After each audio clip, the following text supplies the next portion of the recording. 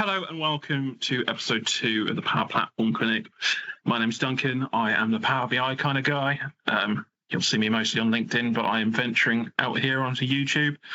I am the co-founder of the Norfolk Power Platform user group, and we actually have our first meeting coming up soon, so no doubt I'll send a load of links for that so people can join if they wish. Speaking of the Norfolk Power Platform user group, our first meeting has Ian himself coming to be a speaker. So I'll let him introduce himself, but you should all know him by now. Awesome. Yeah, really looking forward to that. It should be a good event. My name's Ian Tweedie. I also run the user group up in Newcastle, along with my fellow colleagues who help me run that. I also run a blog called Tech Tweedie, and where I share various bits of knowledge with everyone. And I've written 6 tools for the Power Platform so far, and I intend to keep growing that. All-round Power Platform professional. Maybe. I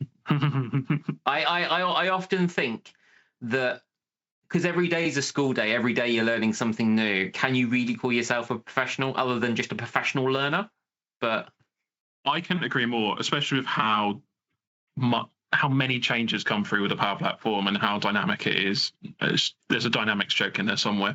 But yeah, it's constantly evolving. It's constantly changing its name. Let's just say, if you can keep up to date with Microsoft's naming conventions, you're doing pretty well, let alone the rest of it. So we're going to start off this week with Ian going in on, is there an easy way to validate an email address without sending an email?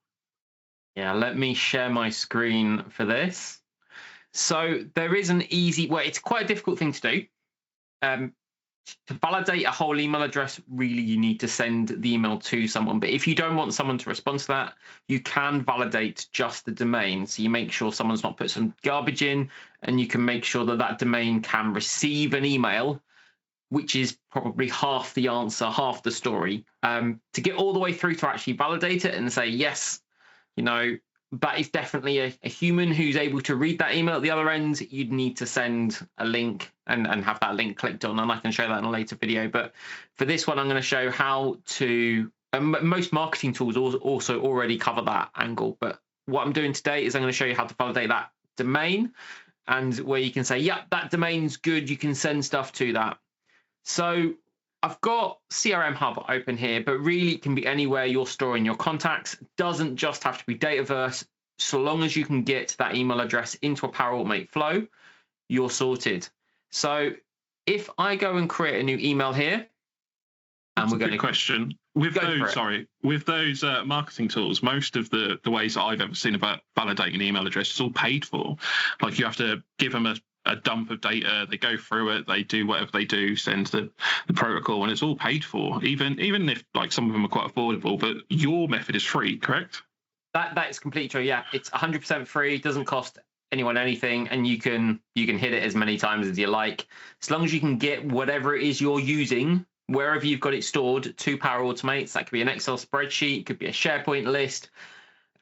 This particular scenario, I'm using CRM Hub, which is just a model-driven app sitting in Power Platform. So if I come in here and I create a new contact, I just pop this one in, and if I put, I don't know, some junk here at the end, so this is domain that can't exist, it's not going to work. If I press on save, it's asking me to enter a valid email address. That's quite funny. But this go for ttd@tweed.technology.we. Yeah, ignore that. And if we hit refresh, you'll see it's come back and said tweed.technology.we is not a valid email domain. So we know we've got some rubbish data in there. So should we see how that works? It should indeed. So if we go and dig into the Power Automate flow,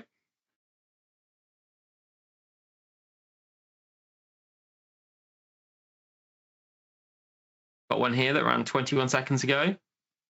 That's here's one I prepared earlier. So we can see it's been triggered on the email address 1 column, being edited.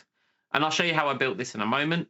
What we're then doing is we're stripping the domain. So we're using the split function, and we're taking, we're splitting on the @ symbol, and we're able to take that second part and then we're passing it into this connector called check domain, and it's taking tweed.technology.we, and it's coming back and it's saying tweed.technology.we is not a valid email address, and then it's passing that message.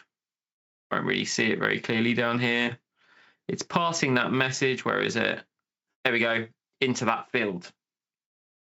So I created a field on the contact record and passed that message in. What I'm going to do now is I'm going to build that flow again for you so you can see how I built it to solve that little problem. I drag that Teams share button out of the way. So if I'm inside my contact record, I'm just going to create a new column. I get this is probably not everyone's preferred method, but I'm doing a quick demo, so it doesn't really matter. Email, domain. It'd be really good if I could spell domain. Stage fright. Email, domain, OK2. It's not a very original name. But if I drag that onto the form there you go. I've got a field called OK2, and if I save and publish that,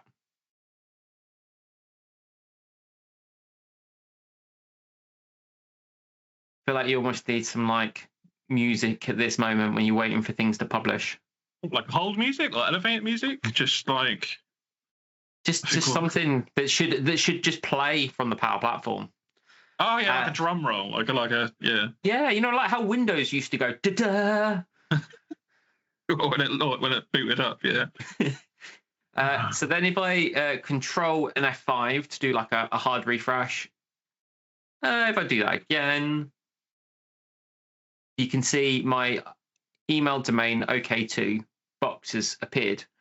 So now I need to populate that because it doesn't populate by magic. And as I said earlier, we just use Power Automate Flow to fill this thing in. So if I go to new or automated flow, and I'll just skip that. I'm going to go to Dataverse. And we're going to do when a row is modified. And we just want added or modified. The table we're using today is contacts. But like I say, you can replace this with a SharePoint list or anything really. It's once you've got the data here, you can do it across the organization. And right, so how do I know what column? So if I'm in Dataverse, what's the quickest way of knowing what that column's called? So if I come back to my page here, and if I look at level up for Dynamics 365 Power Apps, I click on that and I click on logical names. You can see I get my logical names show up here. So email address 1, that's the field I'm checking. Oh, wrong tab. And if I hover over here, it says enter a comma-separated list of column unique names. Flow triggers if any of them are modified. So we only want this flow to trigger if this column's modified. That will be really important later on. The other thing we want to do is we want to make sure that when we trigger on this is not equal to null. Now this uses OData, so not equal is any and then null, like that. Mm-hmm. The next thing I'm going to do is I've got my whole email address. Now I could pass my whole email address to this API endpoint. However, that's not very safe and secure, is it? We're going to give out this potentially PII information and we're going to just pass it to some unknown party. It doesn't feel very safe. So we're going to strip out and we're just going to pass the domain across because, if the domain's on the internet, then anyone can access it. Mm-hmm. So we're going to use a compose. And we're going to come to expression and we're going to type split, open my brackets, and dynamic contact we're looking for is email. Now, when this pops in, you'll see it says trigger outputs. And when we scroll across, it will say email address 1. Hey, look, I've done my job right. And then we're going to look for the separator. So the separator, we want to separate on an @ symbol. So it's pop single speech mark in and pop an @ symbol in there. And we press OK. Just press save. more because I like to save things as they go along. I'm also going to call this 2. Now, I know that's not really an official name, but I want to be able to flag this up later so I can see what I've done. Next, I'm going to do check domain. Where is it? There we go. Check domain. And I'm going to create a new connection reference just to show you what you need to enter. So if I create a new connection reference, you can call the connection whatever you want, but the key you need is free. Now I'll go away. And then what I'm going to do is I'm going to drop in here, go to expression last, and then I'm going to bring the array in that I created from my split earlier. So we go to compose. I want you to get the last object from outputs. Then what I'm going to do is I'm going to pass whatever information it gives me back into that OK2 value. So I need to update a row in Dataverse. That's on the contacts table. And the row I want to update is contact, unique identifier of the contact. So that's like a GUID. Well, it is a GUID, but it's the identifier of that particular contact row. And then if I look down here, I'm looking for OK2. There it is. And I'm going to drop the message in there. Shall we see if it works? It's a live demo. I haven't prayed to the demo gods. Let's see what happens. If I find the right tab. So I refresh this. And let's just make a change to this. Let's call it ET. And let's save. Yeah, I go away. And if I refresh, you can see it's populated. So it's worked. Amazing. So let's see how that flow ran. Click on my flow that's badly named 22222. We see 13 seconds ago it ran. And it ran like the other one did. Basically, if the email address is not equal to null, I compose, split based on the @ symbol. Then we took that and we passed it into the domain field, got a message back saying this is not a valid email domain. And then we pop that into the row. So what happens? Where is it? There we go. What happens if it is a valid email domain? So let's change it to my email address.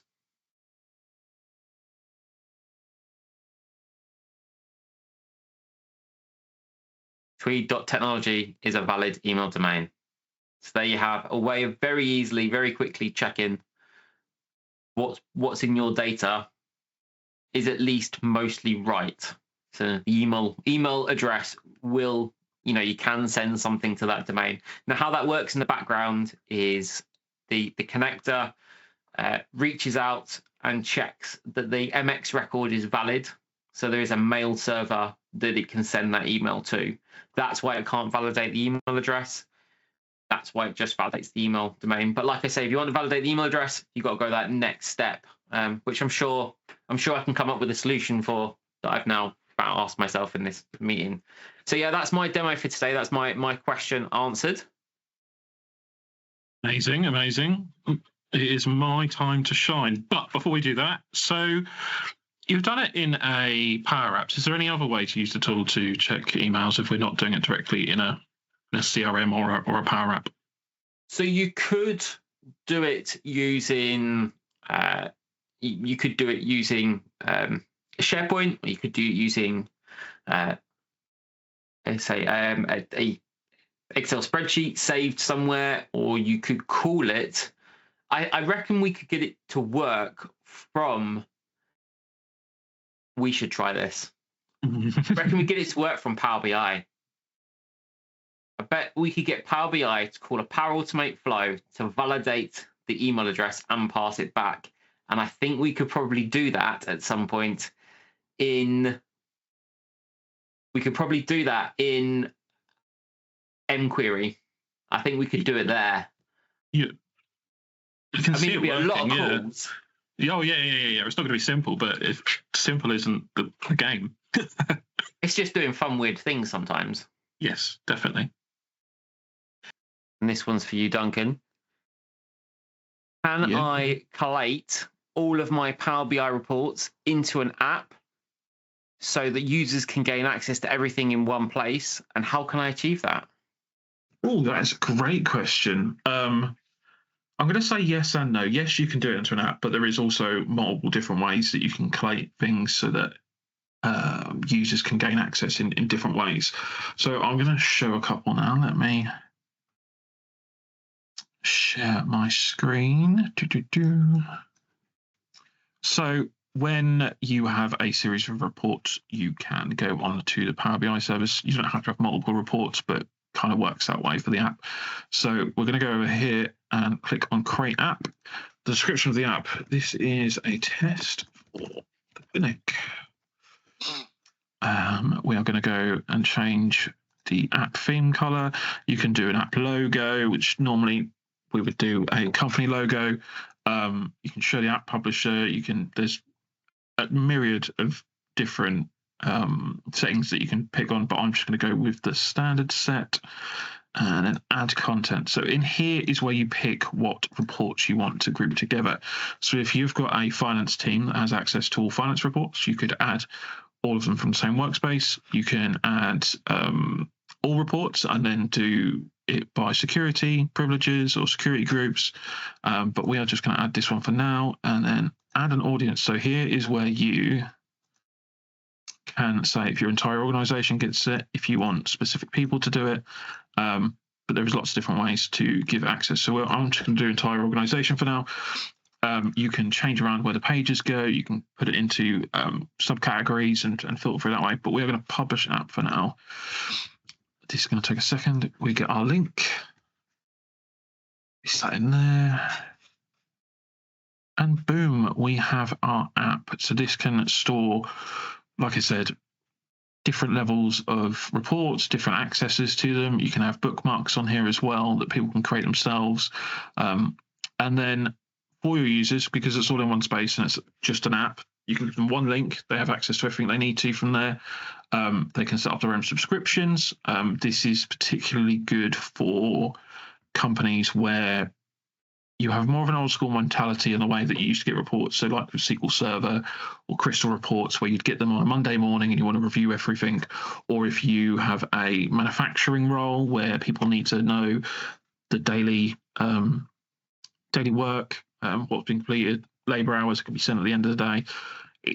And users can set it up dynamically themselves. It doesn't have to be from the developer or the publisher when it comes to Power BI.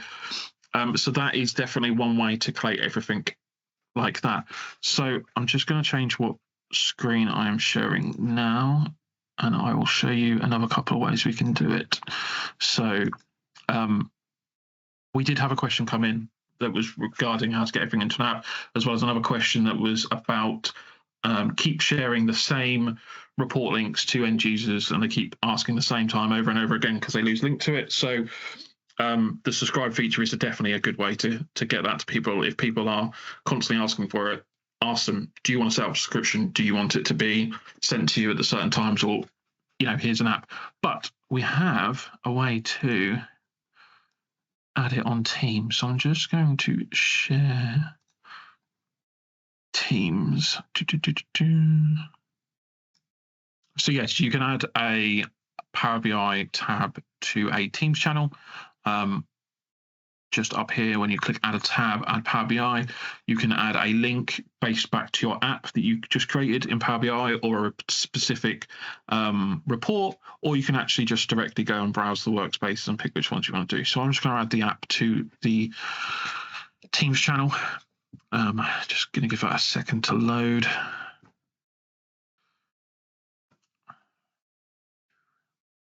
fact, while it's adding, I'm actually going to go for the browse workspaces, and you can actually have a look at it this way. So go into your workspaces, you can click which ones you want to actually add, either that, or you can go directly to apps. So you can do report by report or apps, and then click add that way as well. So I'm just going to cancel that off because that is still going to be loading. But yeah, this is another way to collate it, especially if you've got quite structured Teams channels that you communicate with, or if there is a senior leadership team that needs access to reports, you can just put them all in one place, and it's relatively easy to get to from quite a centralized point. And from personal experience, because of a lot of senior leadership team and just managers in general have Teams on their phone, so when they want to be able to access it, getting access to the Power BI stuff from Teams on your phone is so much easier than trying to follow a link or do anything like that. So that is always going to be my recommendation for stuff like this. I can see your eyes flaring, Ian. Do you have any questions for me? I think probably the biggest question would be, what are the licensing requirements around this? Does everyone need a particular type of license? And is it going to cost me any more money? Which is what most clients tend to ask. That is what clients tend to most ask. So it I hate to say that, it depends. It comes as standard with a premium workspace. You should be able to access this, and any premium Teams licenses, I'm fairly sure, works, but I can confirm that. So no. And how about professional and pro? So yeah, they're absolutely fine too, as well, as long as you've got the licenses assigned to the people that are actually going to be using it. So if you had already given access to those licenses to the people that you're sharing these reports with, they're already going to have it. It's not, there's no additional cost to them be able to use it in Teams or to have it in an app. And obviously it just depends on the scale of the business. Some have enterprise licenses that aren't going to matter. Some are going to have to do it based on basis. But there's obviously ways to use this and ways to look at it. Some people scale their workspaces depending on who's using it. So if you've got a workspace that's specifically dedicated to using very simple dashboards and stuff like that, you can go for the cheaper options. Or if you're going for big scale, I have everything in the same place, I want to pump it out to our whole organization, you're going to go for the more premium license that's going to make it easier for you to actually push these things out. But it's case by case basis for a lot of places. This I've talked about, it's never going to load for me now, but it will, and we'll probably cut to it because we're going to have to stop wasting a little bit of time. So I'll see you in 2 seconds. So here it is. This is seeing the app in how do I put it, in Teams, in the channel. It looks exactly the same as if you had it in the browser, but it's all within Teams. Yeah, so that's that. You can see at the top it says contact app author to set up permissions. How many authors can you have? How does that work? Oh, that is a very, very good question. So it was part of when I was on my previous part and I was clicking through those settings. You can have it so that app publishers details are on there. But so app authors, you have a singular app author per app. You can create multiple apps from different users inside of a workspace, but each app individually has one author set to them. So what can that author do that's different to everybody else? I mean, my concern would be if someone does something and only they can do it, and then they disappear because they've gone on sabbatical or holiday for a couple of weeks. So any system administrator or anyone with a security role can take over an app, just the same way they can take over a semantic model or a report, and then they would become the app author. With the Power BI service, which I can show now, I will just switch which screen I am showing. Let's go on that one. Go to workspaces. If I look at this report, oh no, sorry, semantic model media settings. Where am I looking? I know where I'm looking, using my brain. Yeah, I'm not actually going to see the option that I'm looking for because I already know what I'm doing. Definitely. So it's when you load a semantic model that isn't yours, there is a part where it says if you wish to take over the model, it can then, depending on your personal settings, it's in your organizational settings. That can be mandatory or it can be a permissions thing. And then you would take over the ownership of the report semantic model, however you want to do it. So if I go to update app and then I do, let's go for show, and I'm going to use Ian here as my lovely assistant who has created himself several accounts on here. And then I'm going to update the app here. Update. Go to app. So that should be working there. Let me just switch which screen I'm sharing now. Here. Bam. Bam.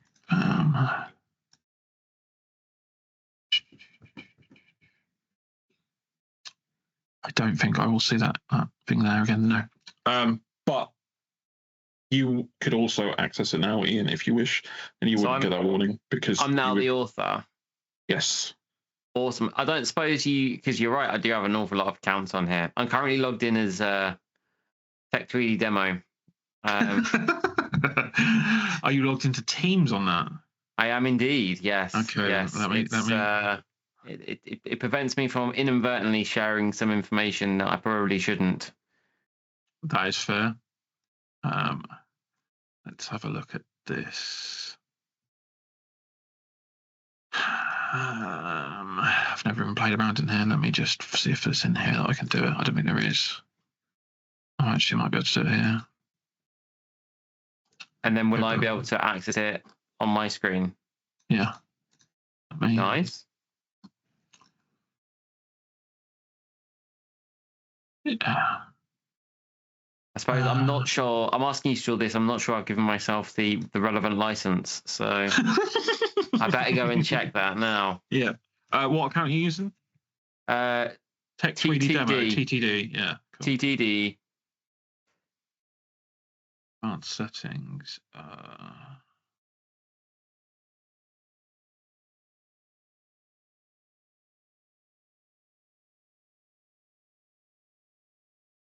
Saves in all those embarrassing moments when you cut to your mailbox. God. Not that I would, it's only the large amount of chocolate I order that would appear in there. But what chocolate do you order online? I don't really order any chocolate online, but okay. No one wants to see any emails about my boring life, do they? No, I get that. What train tickets I've ordered or any of that stuff.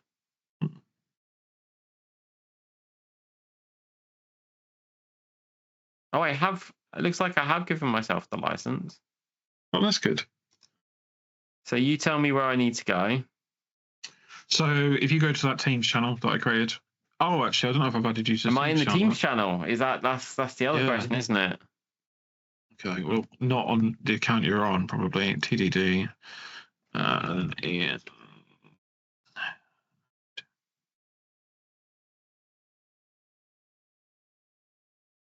Should be now.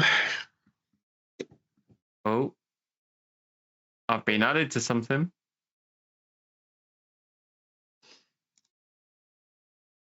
Let's go and have a look, shall we? If I share my screen. Been added to this Power Platform Clinic, PPC. Yeah. You've added a new tab at the top, have you? That's awesome. Yeah.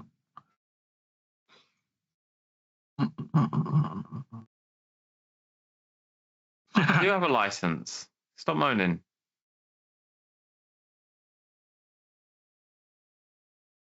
Nice. I can see some data. You can. And you don't get a warning. That's quite cool. Yes. It's cool. I like that. Yeah. Nice. So that'll give me one place to go. Yeah. I suppose that would then lead me on to another problem: is how many clients have nice, tidy Microsoft Teams environments? I think is probably a question we don't want to ask. Yes, agreed. Yeah, I don't want to answer either. So I think that probably takes us to the end of our questions for today. Yes, I would say so too. You are getting a sneak peek. A sneak peek. You are getting a sneak peek. You're getting a sneak peek into my next question, which we'll save for next episode. Sounds good. Sounds good. Well, thank you very much for watching. It's been good. Thank you very much for doing your questions, Ian. I enjoyed doing mine. Thank you very much for yours, and I think that's it for this week. Yes, indeed. Stay safe.